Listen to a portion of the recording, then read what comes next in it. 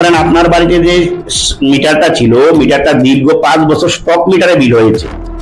এখন যখন নতুন করে আবার মিটার, নতুন স্মার্ট মিটার দিয়েছে, দেখা গেছে স্টক যে ছিল 5 বছরের বিল, সেই বিলটা কিন্তু আপনি দেননি।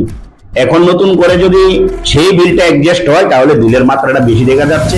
ছাড়া যে শ্যামল চক্রবর্তী কোনোদিন মেলা ঘরে বা সোনামুড়ায় কোনো মানুষের উপকার করতে, মানুষের সাথে মানুষের কাছে এসে কথা বলা, সেগুলো উনি কোনোদিনই করেননি। বলবো ত্রিপুরা রাজ্যে সবচেয়ে বেশি ভারতীয় জনতা পার্টির সরকার হওয়ার পর যদি সবচেয়ে বেশি যদি সুবিধা পেয়ে থাকে বামেরা পেয়েছে। হাওয়াই কথা বলবে না, দীর্ঘ 35 বছর মানুষের জন্য স্বচ্ছ শৌচালয়ের ব্যবস্থা করতে পারেনি। এর ফলে যে 10,323 ওনারা চাকরি দিয়েছিল, সুপ্রিম কোর্টের কেউ মান্যতা করেনি, মান্যতা না করে প্রত্যেকটি স্কুলে নিয়োগ করেছিল 10,330।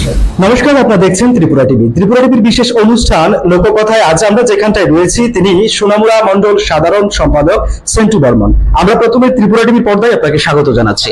ত্রিপুরা টিভির বিশেষ টক শো লোককথা, যেখানে উঠে আসে সমাজ, সংস্কৃতি ও সমসাময়িক প্রসঙ্গের নানা দিক। প্রতি রবিবার রাত 8টায় চোখ রাখুন ত্রিপুরা টিভির পর্দায়।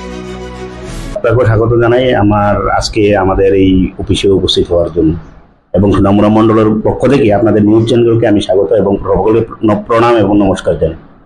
আজ আমরা প্রথমে জানতে চাইবো যে আপনি যেহেতু মন্ডলের দায়িত্বে রয়েছেন, কেমন চলছে বর্তমান মন্ডল সোনামুড়ার মধ্যে?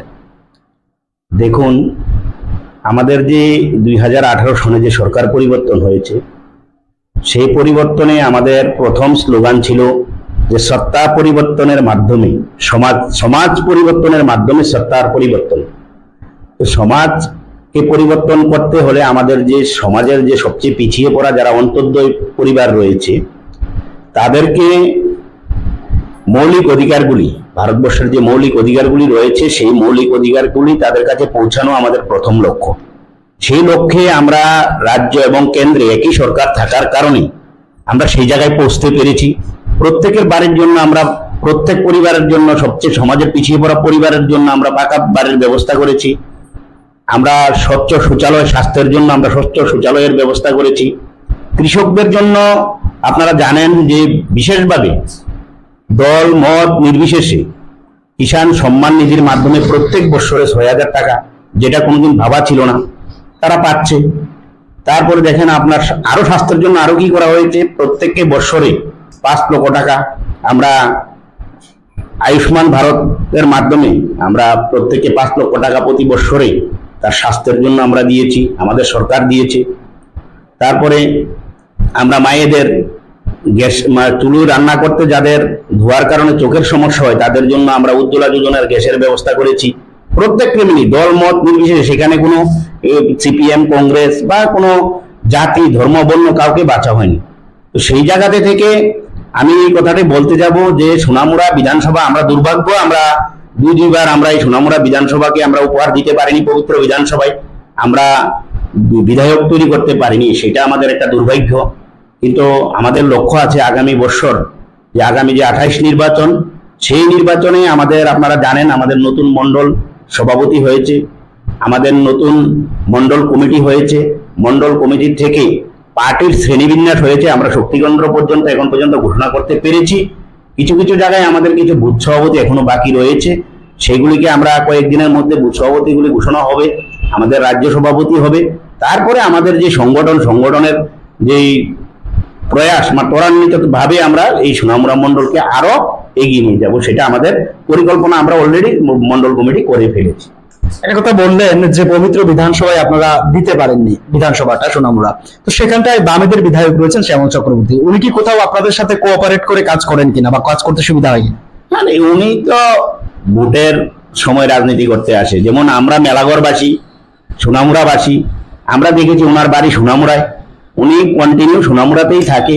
আমার জানা মতে, আমি যে ভারতীয় জনতা পার্টি 2016 সালের লাস্ট থেকে করছি, কিন্তু আমি কোনোদিন দেখিনি নির্বাচন ছাড়া যে শ্যামল চক্রবর্তী কোনোদিন মেলা ঘরে বা সোনামুড়ায় কোনো মানুষের উপকার করতে, মানুষের সাথে মানুষের কাছে এসে কথা বলা, সেগুলো উনি কোনোদিনই করেননি বা কাছ থেকেও আমরা দেখিনি। শুধু নির্বাচন আসলেই শুধু মানুষের বাড়ি বাড়ি যাওয়া এবং ভোট চাওয়া, এটুকুই কর্ম। তারপরেও আমাদের দুর্ভাগ্য, আমরা এই সিটটা জিততে পারিনি, সেটা আমাদের একটা দুর্ভাগ্য ছিল। সেটা আমি বারবার বলবো যে আমাদের সেই জায়গাতে অনেক দুর্ভাগ্য ছিল। তা যাই হোক, আমরা দেখবো আগামীতে কি করা যায়, চেষ্টা চলছে আমাদের।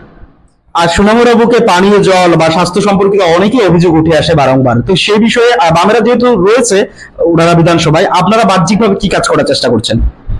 দেখুন, দীর্ঘ 25 বছর একটা না একটা সরকার ছিল, বামপন্থী সরকার।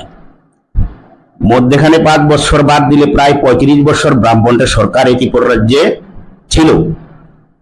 আমরা দেখতে পেয়েছি আমাদের সরকার আসার পর প্রত্যেকটি বাড়িতে পানীয় জলের ব্যবস্থা, হার ঘর নল হার ঘর জল। আপনারা শুনেছেন এই স্লোগান, নরেন্দ্র মোদীজির স্লোগানকে সামনে রেখে আমরা প্রত্যেকটি ফ্যামিলিতে জলের ব্যবস্থা করেছি। আমরা ব্যবস্থাপনা করেছি স্বাস্থ্য। আমাদের বিভিন্ন হসপিটালগুলিতে ভালো উন্নত মানের ডাক্তার আনার প্রয়াস এখনো জারি আছে, চলছে এবং আসবে। এবং ডাক্তারের যে বিষয়গুলো, যেমন আমরা অনেক চেষ্টা করেছিলাম যে আমাদের জেলা হসপিটালটা যাতে সুন্দর করা যায়। এখন পর্যন্ত জেলা হসপিটাল হয়ে যাবে, আশা করি আমাদের এই জেলাতেই হবে, বা এই মহকুমা না হলো এই জেলার মধ্যে, আমাদের সিপাহীজলা জেলার মধ্যেই হবে। আমরা এই হসপিটালটা করার জন্য অনেক চেষ্টা করছি। আগামী দিন স্বাস্থ্য সেবা আরো উন্নত হবে, সেটা আমাদের আশা, দৃঢ় বিশ্বাস আছে। এবং আমাদের সরকার, আপনারা জানেন আমাদের মাননীয় মুখ্যমন্ত্রী, তিনি স্বাস্থ্য দপ্তরের কর্মী ছিলেন এবং উনি ডক্টর ছিলেন। তো ওনার নেতৃত্বে আগামী দিনে স্বাস্থ্য পরিষেবা আরো উন্নত হবে, সেটা আমাদের বিশ্বাস আছে। স্কুলগুলিতে মাস্টার নেই, বামেরা সরাসরি মিটিং মিছিল করে ওনাদের এটা অভিযোগ, সেগুলো কি আসলে রাজনীতি করার জন্য নাকি কোনো প্রসঙ্গ পাচ্ছেন না বলে মনে করছেন? আমার তো মনে হয় সেই প্রশ্নটা বামেদেরকে করা দরকার। সিপিএম এর যে লিডাররা রয়েছে, আমাদের এলাকার যে বিধায়ক রয়েছে, যিনি 25 বছর টানা 15 বছর মুখ্যমন্ত্রী ছিলেন, তাদেরকে যদি প্রশ্নটা করতেন আমি সবচেয়ে বেশি খুশি হইতাম। কারণ ওনাদের পাপের ফলে যে 10,323 ওনারা চাকরি দিয়েছিল, সুপ্রিম কোর্টের কেউ মান্যতা করেনি, মান্যতা না করে প্রত্যেকটি স্কুলে নিয়োগ করেছিল 10,323কে। তখন 2017 সালের প্রথম দিকে যখন এই চাকরিগুলি চলে গেল, বেআইনি ভাবে চাকরিগুলি দেওয়ার কারণে আমাদের কিন্তু এই যে স্কুলগুলি খালি হলো, সেটা কিন্তু একটা বিরাট সমস্যা। সেটা আপনারাও জানেন, রাজ্যের মানুষ সবাই জানে। তো সেই 10,323 যাওয়ার পরে স্কুলগুলিতে টিচার্সের, শিক্ষকদের কিছু অভাব দেখা দিয়েছে। আপনারা সেটাও জানেন যে যারা ত্রিপুরা রাজ্য থেকে টেট এবং বিএড করে মানে শিক্ষকতা অর্জন করেছেন, প্রায় প্রত্যেকে কেউ বাকি নেই, সবাইকে আমরা নিয়োগ করেছি। আমাদের মাননীয় মুখ্যমন্ত্রী কালকেও বলেছে আমরা প্রায় 20,000 ছুঁই আমরা চাকরি ত্রিপুরা রাজ্যে দিয়েছি। এবং প্রত্যেকটি স্কুলগুলিকে আবারও সেবার জন্য প্রয়াস চলছে। আগামী দিন ধীরে ধীরে যখন আমাদের যে 10,323-এর যে গ্যাপটা, সেটা যখন পূর্ণ হয়ে যাবে, তখন সেটা আপনারাই দেখবেন ত্বরান্বিত হয়ে যাবে, কোনো সমস্যা থাকবে না আগামী দিন। বামেদের বড়সড় একটা এজেন্ডা বলা চলে বা রাজনৈতিক প্রসঙ্গ বলা চলে বর্তমানে স্মার্ট মিটার। তো স্মার্ট মিটার সম্পর্কে বামেরা কি শুধু রাজনীতি করার জন্য এই ইস্যুটাকে তুলে ধরছেন জনগণের কাছে, নাকি অন্য কোনো ইস্যু রয়েছে? দেখুন, আমাদের সরকারের প্রায় 7.5 বছর রানিং চলছে। এই 7 বছরে তাদের কাছে কোনো ইস্যুই ছিল না, যে লড়াইয়ের ময়দানে নামার মতো তাদের কাছে কোনো ইস্যু ছিল না।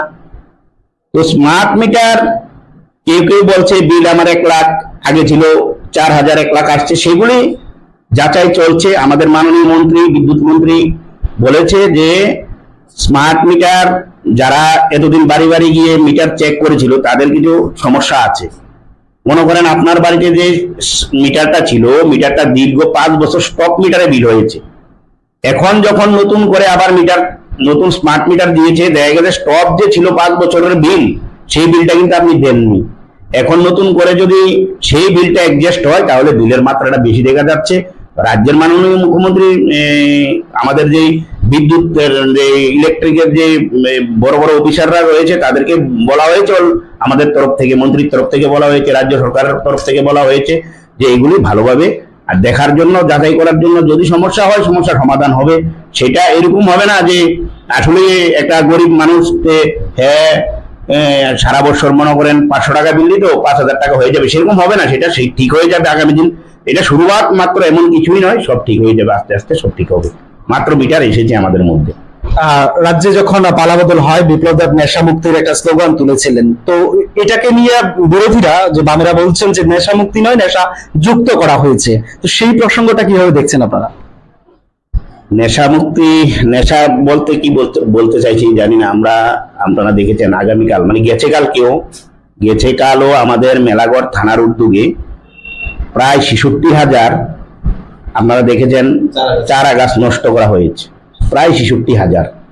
আমরা দেখতে পেয়েছি সোনামুড়াতে আমাদের এই যাত্রাবাড়ি যে যাত্রাপুর যে আমাদের থানা রয়েছে, মানে এই জেলাতে যেই পরিমাণে প্রত্যেক দিন ধ্বংস করা হচ্ছে, গাঁজা থেকে শুরু করে ধ্বংস চলছে। তো আমাদের শুধু রাজ্যের মাননীয় মুখ্যমন্ত্রী প্রাক্তন মুখ্যমন্ত্রী বিপ্লব দেব নয়, আমাদের যে বর্তমান মুখ্যমন্ত্রী ডক্টর মানিক সাহ আমাদেরকে আমাদের রাজ্য সরকারের পক্ষ থেকে বার্তা দেওয়া হয়েছে যাতে নেশা মুক্তি নয়, নেশা টোটালি বন্ধ করার জন্য অভিযান চলছে।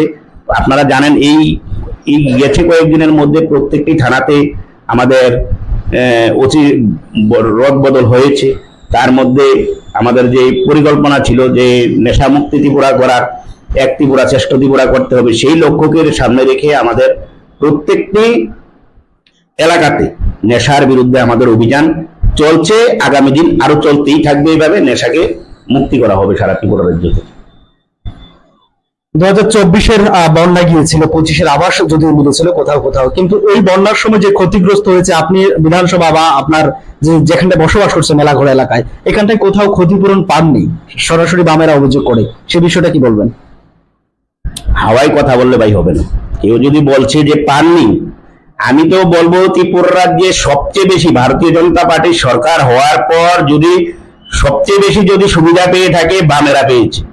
আজকে আপনি দেখেন বিভিন্ন দপ্তরে বিভিন্ন জায়গায় যারা চাকরি পেয়েছে, কারা পেয়েছে? সরকার সৎ নীতির মাধ্যমে চাকরি দিয়েছে। প্রত্যেকটি এলাকাতে যারা চাকরি পেয়েছে সম্পূর্ণ দল মত নির্বিশেষে জাত পাত না দেখে যারা মানে পাওয়ার যোগ্যতা যাদের ছিল তাদেরকে দেওয়া হয়েছে। সেই ক্ষেত্রে বন্যায় কবলিত যেসব এলাকাগুলি আমার বিধানসভায় প্রচুর জলের তলায় মানুষ ছিল, আমি নিজে এবং আমাদের মন্ডল সভাপতি জেলা সভাপতির মারফতে আমরা প্রত্যেকটি ফ্যামিলির সাথে যোগাযোগ করেছি। প্রত্যেক ফ্যামিলির মাধ্যমে আমাদের যে তহসিলদারের মাধ্যমে ছবি তুলে কাগজপত্র জমা দিয়ে আপনারা যোগাযোগ করুন এলাকাতে। হাওয়ায় কথা বললে চলবে না, আমরা হাওয়ায় কথা বলি না, আমরা কাজের মাধ্যমে কথা বলতে চাই। প্রত্যেকটি মানুষকে যার সম্পূর্ণ বসত বাড়ি ভেঙেছে তাদেরকে টাকা দেওয়া হয়েছে। সেন্ট্রাল গভর্নমেন্ট ডাইরেক্ট টাকা ইনভেস্ট করেছে সেখানে কোনো পঞ্চায়েত কোনো কারোর হাত ছিল না, ডাইরেক্ট অ্যাকাউন্টে টাকা ট্রান্সফার হয়েছে। আমরা দেখতাম বিভিন্ন বামফ্রন্ট আমলে পঞ্চায়েতে বসেই লেনদেন হতো, সেটা কিন্তু পঞ্চায়েতের মাধ্যমে হয়নি, সেটা কিন্তু সম্পূর্ণই ডাইরেক্ট সেন্ট্রাল থেকে তাদের অ্যাকাউন্টে টাকা ঢুকেছে। আপনারা প্রত্যেকটি এলাকাতে যান, পঞ্চায়েত হোক বা বিভিন্ন গ্রাম পঞ্চায়েত পৌরসভা যেখানে ব্লকে যেয়ে দেখেন, আলোচনা করুন। যাদের ঘর সম্পূর্ণ পড়েছে তারা পয়সা পাইছে না পাইছে না সেটা আপনারা জানতে পারবেন।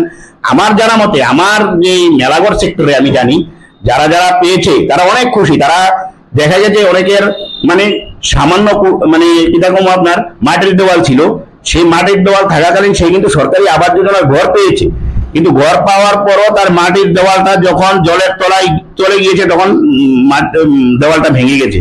কিন্তু তারপরও দেখা গেছে তারা 80 থেকে 90,000, কেউ 1,20,000, কেউ 70,000 এইভাবে পয়সা পেয়েছে। বামেরা হাওয়ায় কথা বলবে না। দীর্ঘ 35 বছর মানুষের জন্য স্বচ্ছ শৌচালয়ের ব্যবস্থা করতে পারেনি। আমাদের প্রধানমন্ত্রীর যে বক্তব্য সুস্থ স্বাস্থ্য সমাজ গড়ার জন্য শৌচালয় থেকে উনি তৈরি করেছেন, স্বচ্ছতার মাধ্যমে প্রথম শৌচালয়। এই যে প্রধানমন্ত্রীর যে বক্তব্য স্বচ্ছ শৌচালয়, আমরা কোনদিন নাম শুনিনি, বামেরা বলতে পারবে না স্বচ্ছ শৌচালয়। প্রত্যেকটি এলাকাতে প্রত্যেকটি পঞ্চায়েত, গ্রাম পঞ্চায়েত বলুন, পৌরসভা বলুন, প্রধানমন্ত্রী আবাস যোজনার ঘর থেকে আপনার এই যে স্বচ্ছ শৌচালয় থেকে শুরু করে মানুষের যে মৌলিক অধিকারগুলি সম্পূর্ণ মানুষের মধ্যে পৌঁছে দেওয়া হয়েছে। ঠিক আছে, কোনো জায়গাতে আমরা 100-র মধ্যে বলছি না আমরা 100% করেছি, কোনো জায়গাতে কোনো সমস্যা থাকতেই পারে। যেখানে সমস্যা আছে সেগুলি আগামী দিন আমরা পূরণ করব। আমরা 2028-এর আগে আমরা মানুষকে কথা দিয়েছি যে মানুষের মৌলিক অধিকার কি মানুষকে পৌঁছে দেবো, সেটা আমরা আগামী দিন মানুষের মধ্যে পৌঁছে দেবো। বামেরা তো বলবে ওরা তো মানুষের জন্য কাজ করেনি, তারা দীর্ঘ 25 বছর শুধু বলছে কেন্দ্র দেয় না, এইভাবেই বলে গেছে মানুষকে। আমরা শুনিনি প্রধানমন্ত্রী আবাস যোজনা, আমরা শুনিনি স্বচ্ছ শৌচালয়, উজ্জ্বলা যোজনার মাধ্যমে গ্যাস দেওয়া হবে, এগুলি মানুষ কোনদিন জানতেই পারেনি। আমরা কি দেখতাম বাম আমলে প্রত্যেকটি বাড়িতে গিয়ে তাদের চাঁদা আদায়ের একটা ইটান ছিল। আপনারা জানেন প্রত্যেক বাড়িতে নারী সমিতি, ডিওয়াইএফআই, এবারে কর্মচারী সমিতি, প্রত্যেক কর্মচারী আজকে খুশি। আমরা কথা বলি কর্মচারীদের সাথে, ভাই আপনাদের দলটা অনেক ভালো, আমাদের কাছে পয়সা জানা। কিন্তু নির্বাচন আসলে আমরা বিগত দিনে কি দেখতাম, প্রত্যেকটি কর্মচারী থেকে ডাইরেক্ট প্রত্যেক মানে আপনার গ্রুপ দিক থেকে নিয়ে যাওয়া নেওয়া হতো 500 টাকা, যারা রেগুলার কর্মচারী ছিল 2000 থেকে শুরু হতো, 5000, 10,000 এরকম ভাবে নেওয়া হতো। আজকের দিনে কিভাবে বামেরা চলে গেল? দীর্ঘ 25 বছরের শাসন এভাবে ভেঙে গেছে, কিভাবে গেল ভাই? সেটা কর্মচারীরা বুঝতে পেরেছে যে আমাদের সরকার আসার পর আমরা কোনোদিন কারোর কাছে চাঁদা তুলিনি পার্টির জন্য। আমরা তান্ত্রবিল বা পার্টির নামে এই যে কদিন আগে আপনারা দেখেছেন আগরতলা শহরের মধ্যে বামেরা বাক্স নিয়ে নেমেছে, আবারও সেই চাঁদা কালেকশন। আমাদের কিন্তু ভারতীয় জনতা পার্টিতে সেই ফর্মালিটি নেই। তো তারা তো বলবেই, তারা যত মিথ্যা বলতে পারবে তত তাড়াতাড়ি মানুষ এখন আর বোকা নেই। এখন সবাই অ্যান্ড্রয়েড মোবাইল, আমারও অ্যান্ড্রয়েড মোবাইল আছে, আপনারও আছে, গ্রামের ছেলেরাও আছে, আমাদের মায়ের কাছেও আছে। তো সবাই অ্যান্ড্রয়েড মোবাইল ইউজ করছে। সারা ভারতবর্ষে কি হচ্ছে, সারা পৃথিবীতে কি হচ্ছে, এখন এক টিভি মানুষ মোবাইলের মাধ্যমে দেখতে পাচ্ছে। সুতরাং মানুষকে মিথ্যা বলে আর কোনোদিন এই বামেরা ক্ষমতায় আসতে পারবে না। তাদের সেই যে চিন্তাধারা সেটা মানুষের মধ্যে আর পৌঁছবে না। কারণ এখন অ্যান্ড্রয়েড মোবাইলের মানুষ জানতে প্রধানমন্ত্রী নরেন্দ্র মোদীজি, ডক্টর মানিক শাহ, রাজ্য এবং কেন্দ্রে এক সরকার থাকার কারণে যে পরিমাণে কাজ হচ্ছে, সেই কাজ বামেরা যদি 35 না আর 70 বছরও থাকতো করতে পারলো না।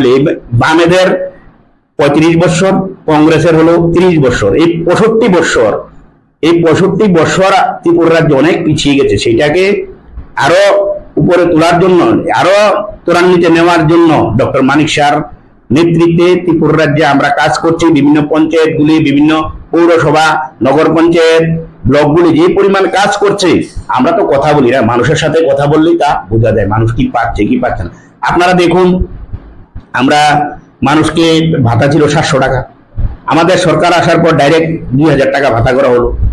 এখন আজকে 2 দিন হলো ঘোষণা হয়েছে যে উপজাতিদের যে সমাজপতিরা তাদের জন্য 5000 টাকা করে ভাতা করা হয়েছে। আরে বামেরা সেটা ভাবতো কোনোদিন যে এইভাবে ভাতা দেওয়া হবে? কোনোদিন বামেরা ভাবেনি।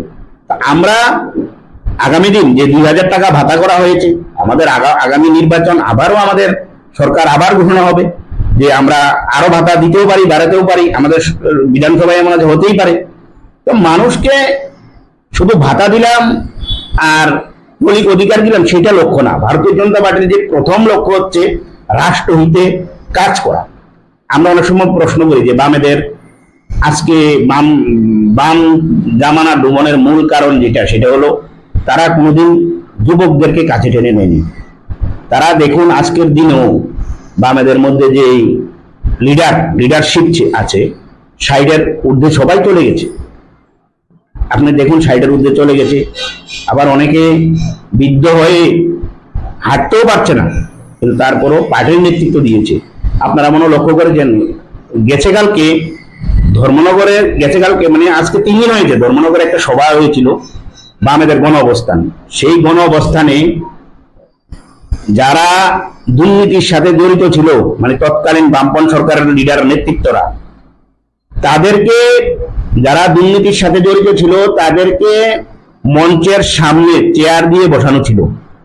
কিন্তু এখন যারা পার্টিকে নেতৃত্ব দিচ্ছে তাদেরকে পিছনের সারিতে বসার কারণে তারা মন কষ্ট হয়ে যে বাম যে কথাগুলি আগে বলছে, তারা আমাদের মধ্যে কি যুবকদেরকে দায়িত্ব দেওয়া, ভারতীয় জনতা পার্টি যুবাদেরকে দায়িত্ব দেয়, যুবাদেরকে এগিয়ে দেওয়া, রাষ্ট্রহিতে যুবাদেরকে এগিয়ে দেওয়া, দেশের জন্য কাজ করা। কিন্তু বামেদের তো সেই লক্ষ্য নাই। আপনারা আরেকটা জিনিস দেখেছেন, আমাদের মুম্বাই হাইকোর্ট কয়েকদিন আগে একটা ডিসিশন বলতে একটা বিচারপতি বলেছে বামেদেরকে যে তোমরা আগে দেশপ্রেমী হও, তারপরে পার্টির জন্য কাজ করো। দেশপ্রেমী হতে হবে ভাই, নিজের দেশকে আগে রক্ষা করাই তো আমাদের কর্ম না? দেশকে রক্ষা করা প্রথম কাজ। আমার দেশ থাকবেই তো পার্টি থাকবে। তো ভারতীয় জনতা পার্টি প্রথমে দেশ থাকবে, দেশের পর হলো পার্টি, পার্টির পর হলো আমাদের কার্যকর্তা। আগে যদি দেশই না বাজে, তারা তো দেশ বিরোধী কথাবার্তা বলে, দেশ বিরোধী কথা কয়, তারা খায় ভারতের, পরে ভারতের গুণ গায়। দেখবা ওই কি চীনের লেনিন সেলিন, যেগুলি আমাদের আদর্শ দ্বারা, আমাদের দ্বারা স্বামী বিবেকানন্দ আমাদের দেশকে যিনি জয় করেছেন, আমাদের দেশ যে স্বাধীনতা দিয়েছে, তাদের ছবি, তাদের পার্টি অফিসে আপনারা কোনোদিনও দেখবেন না।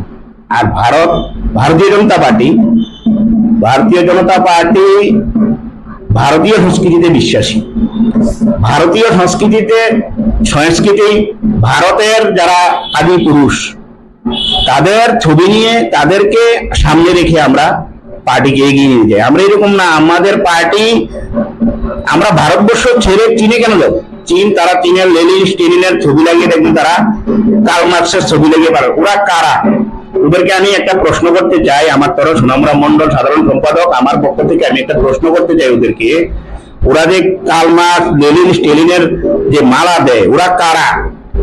ওরা বলতে, আমরা যদি বলি ওরা মুখ দেখাতে পারবে না, ওরা কারা?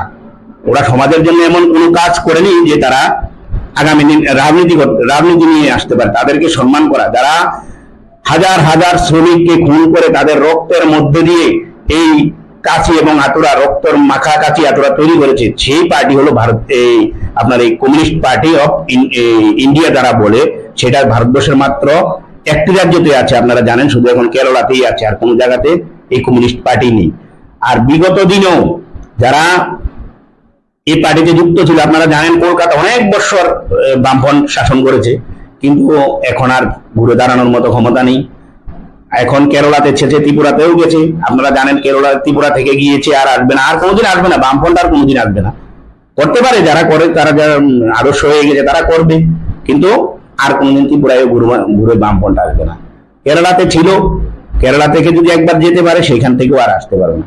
তো বামফ্রন্টের মিথ্যা প্রচার আমরা বিগত দিন 2018 থেকে আমরা এই মিথ্যা অপপ্রচারের মাধ্যমে আমরা দেখেছি, মিথ্যা কত মানুষ অসহ্য হয়ে গেছে, অসহ্য হয়ে সরকারটাকে শেষ করেছে। তাই আবারও ঘুরে দাঁড়ানোর জন্য মানুষের কাছে যাওয়া, মানুষের কাছে মিথ্যা আমাদের থেকে শিখেছে।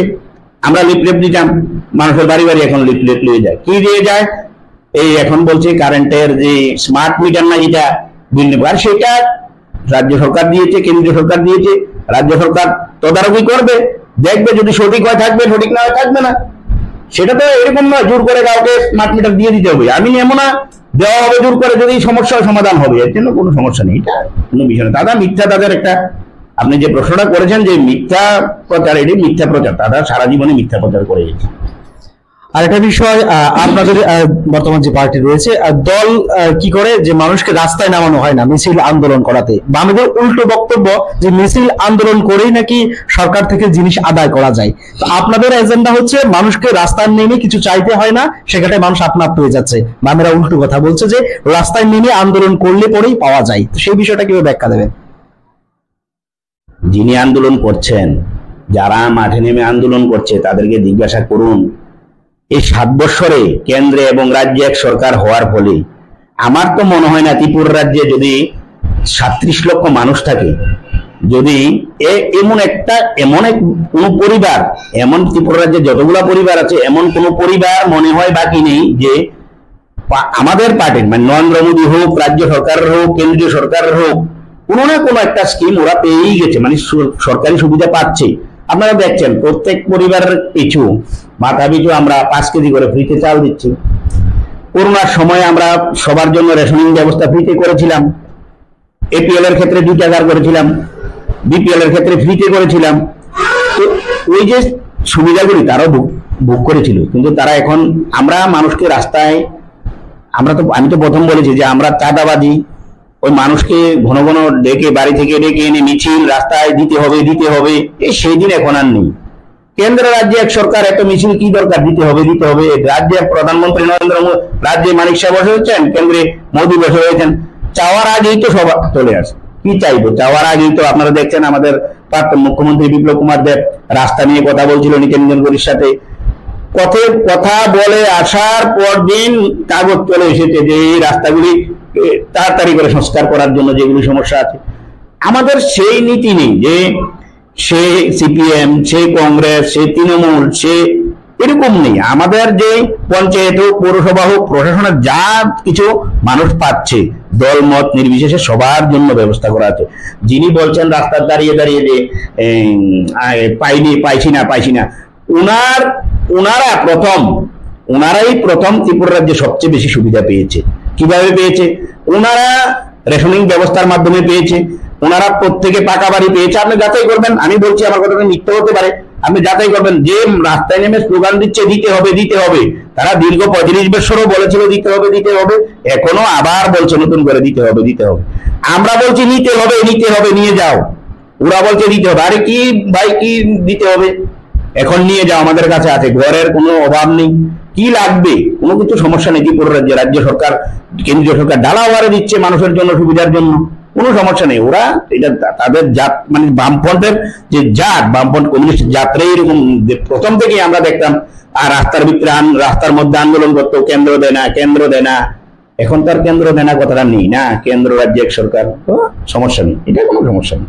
তো এই জায়গা যুবকদের নিয়ে আপনি একটু আগে বলেছিলেন, বামেদের ক্ষেত্রে হয় কি বয়স্ক যারা আছে তারা লিডারশিপ দেয়, নেতৃত্ব দেয়। আপনাদের ক্ষেত্রে সেটা একদমই ব্যতিক্রমী, যুবকদের সামনে এগিয়ে আনা যায়। তো আপনি একজন যুব নেতা হিসেবে কি ভাবছেন, আগামী দিনে যুবকদের কতটা রাজনীতিতে আসা প্রয়োজন? রাজনীতিতে যুবদের আসতে হবে, কারণ ভারতীয় জনতা পার্টি রাষ্ট্রহিতে পার্টি। এই পার্টিতে কোনো দেশদ্রোহী কাজ এই পার্টিতে চলবে না, হানাহানি, কাটাকাটি, মারামারি এই পার্টিতে নেই। এই পার্টি রাষ্ট্রহিতে পার্টি, রাষ্ট্রপ্রেম জাগ্রত হতে হবে, রাষ্ট্রের জন্য নিজেকে উৎসর্গ করতে হবে এই পার্টি। আমি আরেকবারও আপনাকে বলে গেছি যে আমাদের যে লক্ষ্য, ভারতবর্ষের যে মনি ঋষিরা ছিল, ভারতবর্ষকে যারা স্বাধীনতা এনে দিয়েছিল, ভারতবর্ষের মধ্যে যারা গুণীজনরা ছিল, তাদেরকে সামনে রেখে আমাদের পার্টি ভারতবর্ষের যারা ভারতবর্ষকে রক্ষা করতে গিয়ে আত্মবলিদান দিয়েছিল, ভারতবর্ষকে আরো মানে বিশ্বের দরবারে ভারতকে জগৎ সেবায় শ্রেষ্ঠ আসন দেওয়ার জন্য, যে রাষ্ট্র হইতে কাজ করার জন্য ভারতীয় জনতা পার্টি যুবাদেরকে অনেক অনেক স্থান দেয়। আমাদের পার্টিতে 60-65 পেরিয়ে গেলেই নেতৃত্বরা সরে যায়, এমনি সরে যায়, দলের হাইকমনের আগেই সরে যায়। কিন্তু আপনারা দেখবেন ভারতীয় জনতা পার্টিতে যুবকদের অনেক অনেক লিডারশিপ আছে। আমাদের ত্রিপুরা রাজ্যে যুবাদের অনেক লিডারশিপ, যুবকরাই প্রথম। আমি এই ত্রিপুরা রাজ্যের যুবদের কাছে, আমার এই সোনামুড়া মন্ডলের পক্ষ থেকে আমি বলবো যুবকদেরকে যে আমাদের ভারতীয় জনতা পার্টিতে পার্টি করাই শেষ কথা নয়। পার্টিতে এসলো, সে রাজনীতি করলাম, চিরজীবন ভারত মাতার জয় করলাম, সেটা নয়। সেটা হবে গিয়ে রাষ্ট্র হইতে কাজ করা, যে আমাকে দেখতে হবে প্রথমে কোন পার্টি কি করছে। আমি প্রথম একবার বলে গেলাম যে কমিউনিস্ট কি করছে, কমিউনিস্ট করছে লেনিন, স্টেলিন, ওই চীন রাশিয়ার কথা বলছে। আমরা বলছি ভারতবর্ষের কথা, ভারতবর্ষের মানুষের কিভাবে উন্নয়ন হবে, ভারতবর্ষের মানুষ কিভাবে আরেকটু ভালো চলতে পারবে, আরেকটু ভালোর দিকে এগিয়ে যেতে পারে, ভারতকে কিভাবে জগৎ সেবায় শ্রেষ্ঠ আসন নিতে হবে।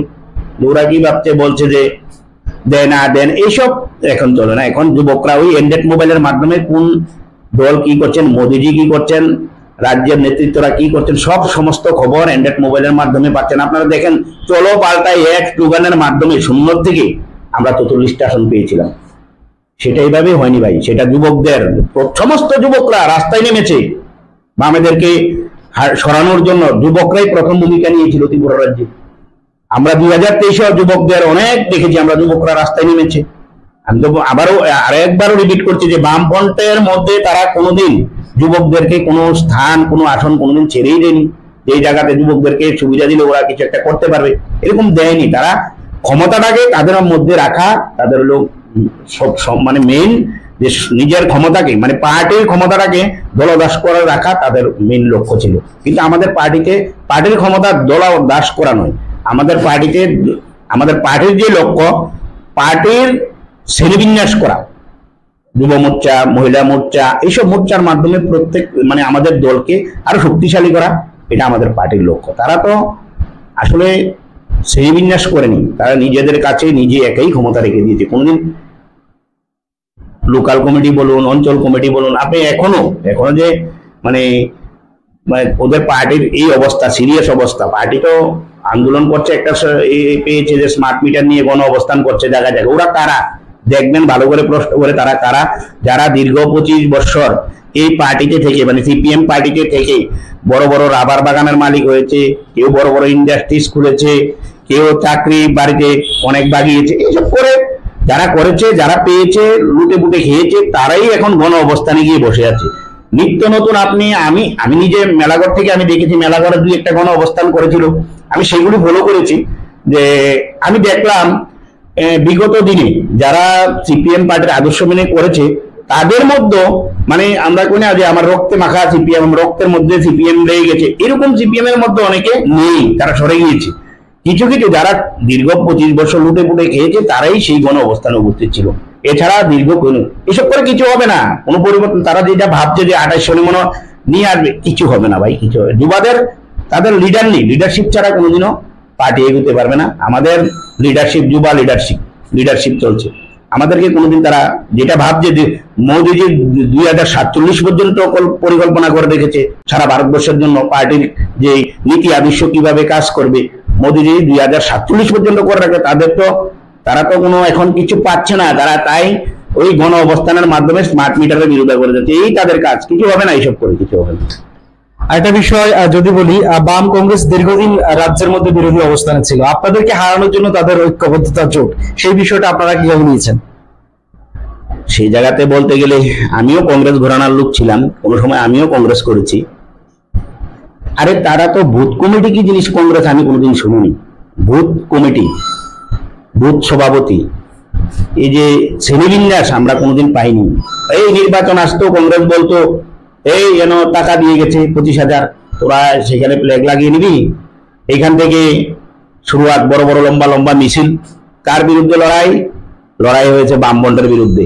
যারা দীর্ঘ 25 বছরে এই ত্রিপুরা রাজ্যে হাজার হাজার কংগ্রেস কর্মীর রক্ত দিয়ে শহীদ মিনার বানিয়েছে, জায়গায় জায়গায় আপনারা জানেন শহীদ মিনার আছে, জায়গায় জায়গায় শহীদ দিবস পালন করছিল কংগ্রেস। সেই কংগ্রেস আবার কমিউনিস্ট সাথে দুইবার জোট হয়েছে। তা আমাদের লজ্জা, আমি যে কংগ্রেস ছিলাম, এখন আমার লজ্জা লাগে। কি কারণে আমি কংগ্রেস করেছিলাম? কার সাথে আমাদের লড়াইটা ছিল? আমাদের লড়াই কার ছিল? কমিউনিস্টের সাথে আমাদের লড়াই ছিল। সেই কমিউনিস্টের সাথে কংগ্রেসের জোট, মানে সেটা ভাবা অন্তত বিশাল ব্যাপার। বিশাল ব্যাপার, মেনে নেওয়া যায় না এগুলো। আমরা কার জন্য এতদিন এত আন্দোলন করেছিলাম? আমাদের বাপ দাদা কংগ্রেস করেছিল, এখন আমার বাবাও বলছে আরে আমাদের লড়াইটা কার চলেছিল, কার সঙ্গে ছিল? সিপিএম এর কমিউনিস্টের সাথে ছিল। সেই কমিউনিস্টের সাথে আজকে কংগ্রেস যোগ দিয়েছে।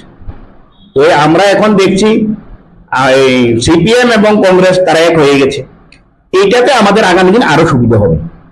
এটাতে যারা কংগ্রেস এখনো কংগ্রেস গণনায় ছিল, যারা আমাদের মতো অ্যান্ড্রয়েড মোবাইল ব্যবহার করছে, তাদের ছেলেরা এখন যে নতুন প্রজন্ম বুঝবে আরে আমার বাবা ছিল কংগ্রেস, লড়াইটা আমার বাবার দাদাকে খুন করেছিল কে? কমিউনিস্ট। আমার বাবার দাদাকে খুন করেছিল কমিউনিস্ট।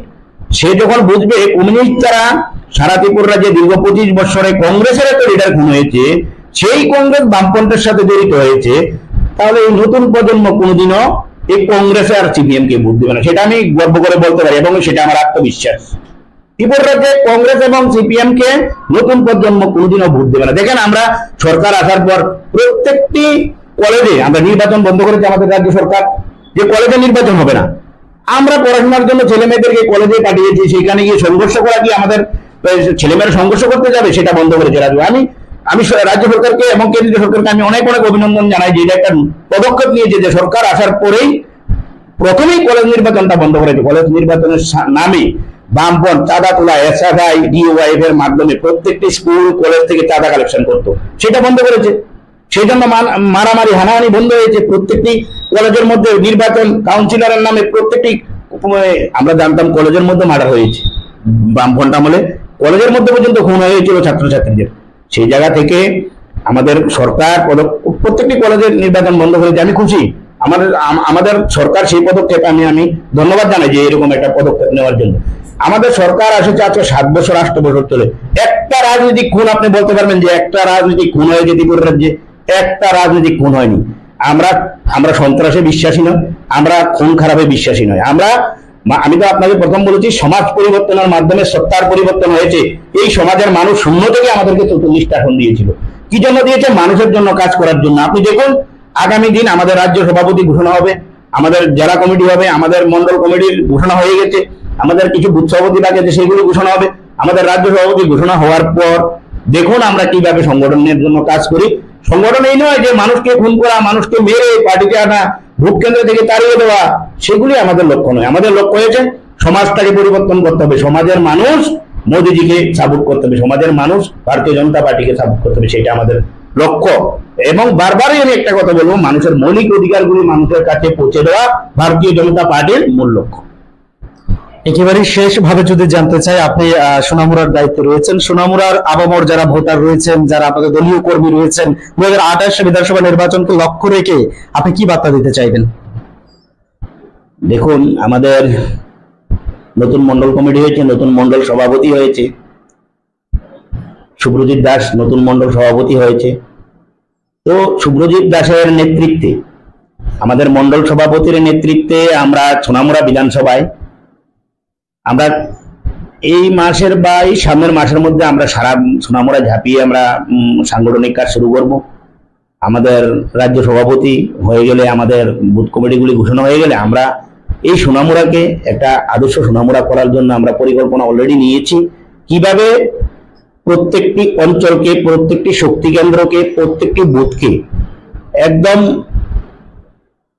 কি বলবো, মানে একদম পরিষ্কার পরিচ্ছন্নতার মাধ্যমে আমরা প্রত্যেকটি বুথকে, প্রত্যেকটি শক্তি কেন্দ্রকে আমরা সাজিয়ে তুলব। আগামী 2-1 মাসের মধ্যেই আমাদের এই সংগঠন শক্তিশালী হবে।